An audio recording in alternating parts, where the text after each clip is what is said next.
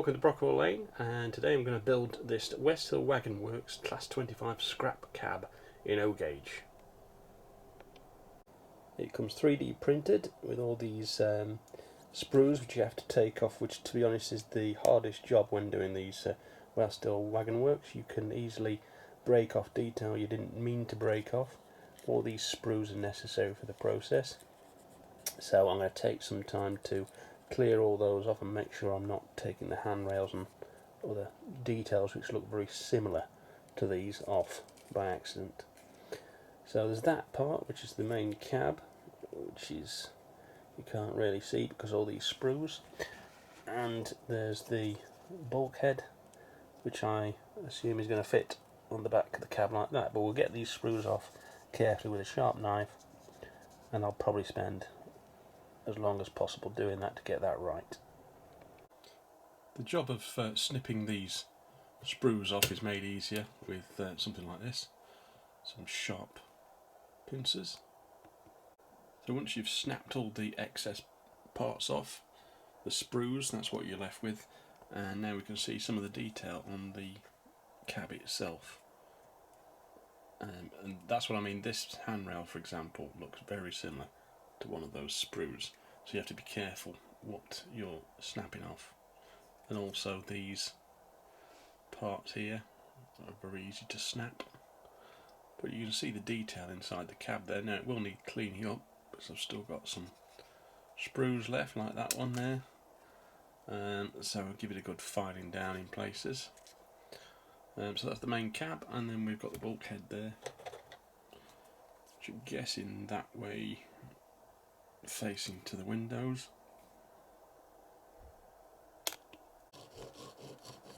So a good filing down to get rid of those sprue marks, and then it will have a good wash in some washing up liquid just to get rid of any oil. So I'm just going to let that soak in the sink for a while.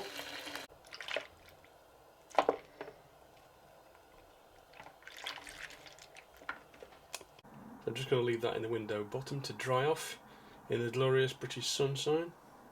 Not. It's all cleaned up now and primed with some grey Halford's primer.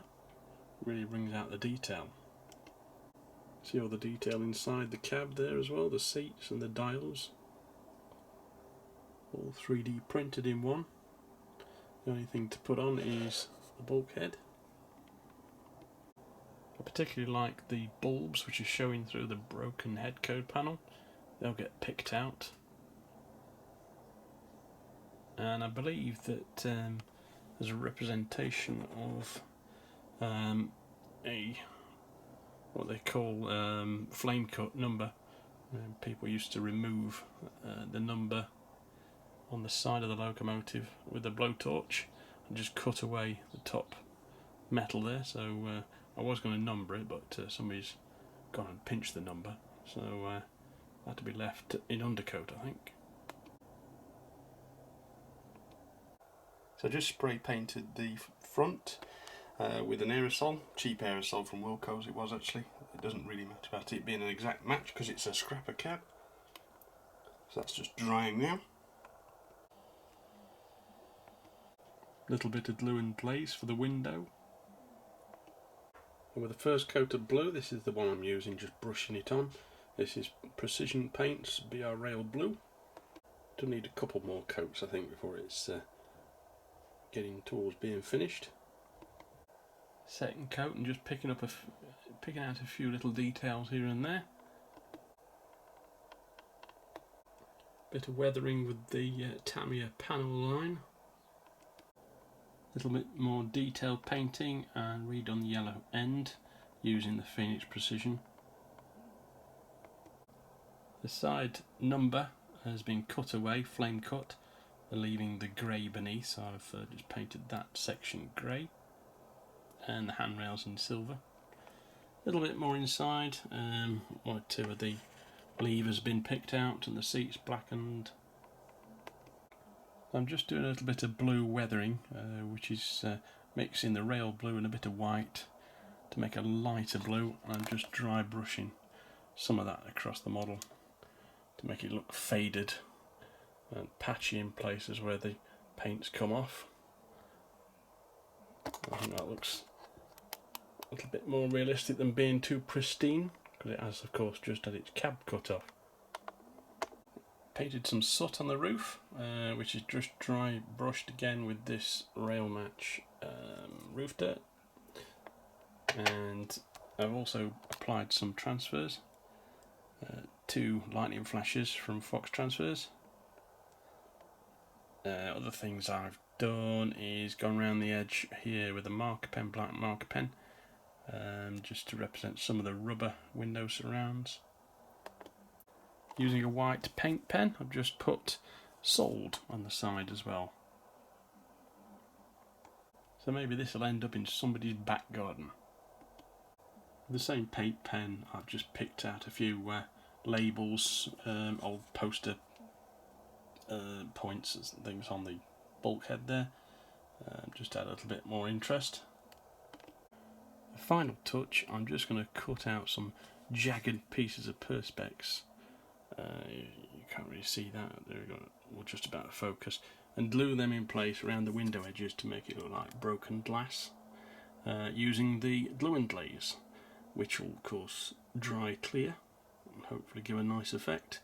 I might put some broken bits of glass on the cab floor as well.